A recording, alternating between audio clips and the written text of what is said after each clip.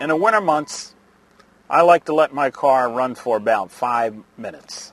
This way I could have the rear window defroster on, check the back glass to make sure it's clear, let the car get a little heat in the motor oil and the transmission fluid and the coolant system before I drive off.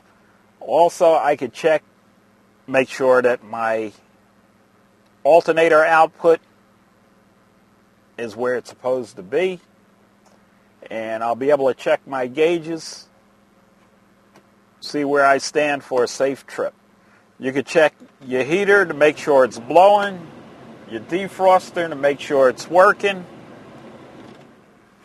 and if they're in operable condition, you should be about good to go. While sitting in the car, letting it warm up, garage door down, I could check my wipers, make sure all the speeds are working. I could check my horn, and I could check my turn signals.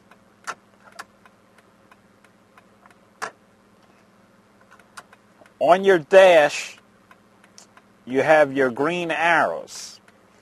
If you notice the speed has changed in the flashing, that could be a signal that you have a problem.